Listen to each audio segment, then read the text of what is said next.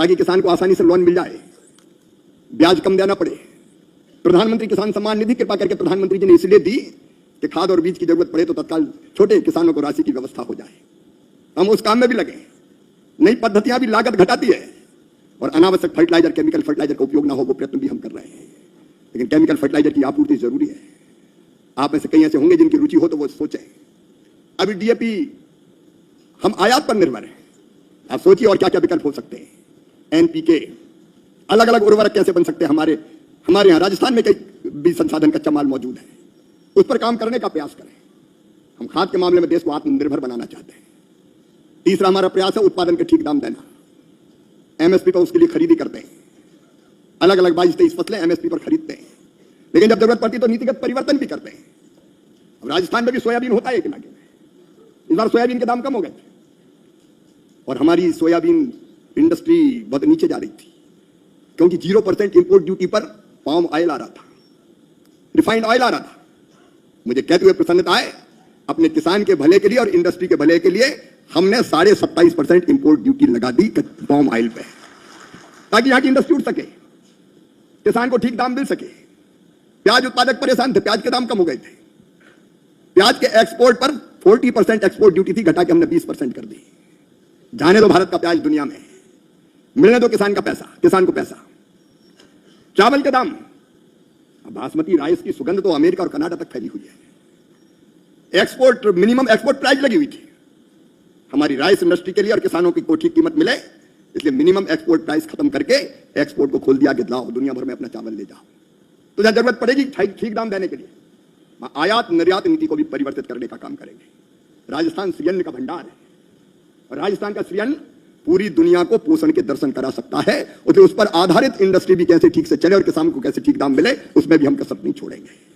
प्राकृतिक आपदा में नुकसान की भरपाई के साथ साथ डाइवर्सिफिकेशन, कृषि का विविधीकरण, इस पर प्रधानमंत्री जी जोर दे रहे हैं। केवल परंपरागत फसलें नहीं, फूलों की खेती, फलों की खेती, सब्जियों की खेती। राजस्थान का खजूर अरब कंट्रीज को मात कर देगा। आप ध्यान दे रहे हैं उस पर, मुझे बहुत प्रसन्नता हुई। यहां का अनार ऐसा है कि दुनिया देखती रह जाती है। तो परंपरागत जो फसलें हैं उसको छोड़कर इन फसलों पर ध्यान देना। कृषि वानिकी, मैं उसके विस्तार में नहीं जाना चाहता और मैं आप सब मित्रों से कहना चाहता हूं, अब समय आ गया, केवल उत्पादन नहीं बढ़ाएंगे, उत्पादन का वैल्यू एडिशन करेंगे। फूड प्रोसेसिंग की तरफ तेजी के साथ हम बढ़ रहे हैं, तेजी के साथ हम बढ़ रहे हैं। उसके विस्तार का समय नहीं है मेरे पास, लेकिन food processing industry rising Rajasthan में बहुत महत्वपूर्ण भूमिका का निर्वाह करेगी। आप सोचिए, आप मुख्यमंत्री जी के साथ बैठिए, जरूरत पड़ेगी तो मामा भी हाजिर है। दिल्ली में कभी मिल सकते हैं। एग्रीकल्चर एंड एलाइड सेक्टर प्रधानमंत्री जी के नेतृत्व में मिलकर काम करने का प्रयत्न कर रहा है।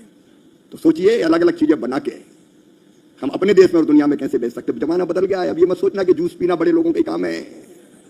आजकल हवाई चप्पल वाला भी हवाई यात्रा कर रहा है प्रधानमंत्री जी के नेतृत्व में। परचेजिंग कैपेसिटी बढ़ी है, पर कैपिटा इनकम बढ़ी है, अच्छा खाद्य पदार्थ चाहिए।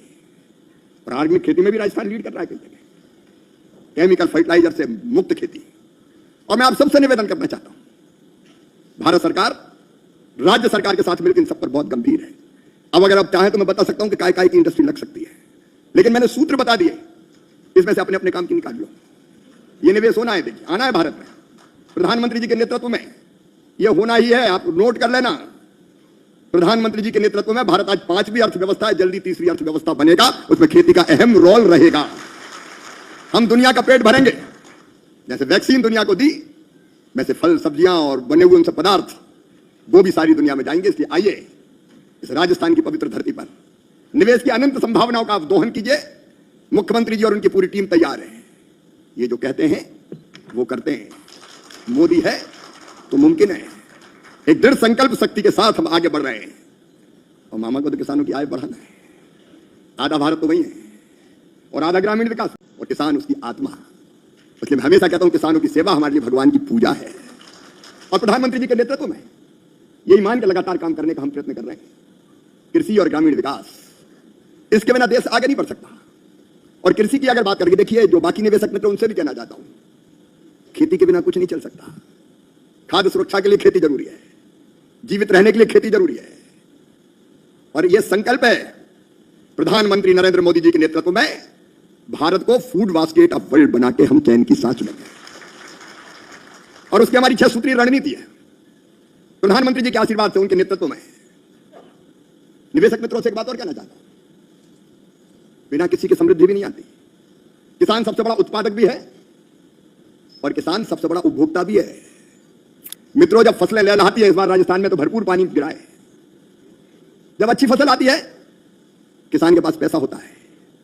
जब किसान के पास पैसा होता है तो वो व्यापारी की दुकान में जाता है, वहां से सामान खरीद रहा है। कोई टीवी खरीदेगा, फ्रिज खरीदेगा, एसी खरीदेगा, 2 व्हीलर 4 व्हीलर, व्यापारी की दुकान चलती है।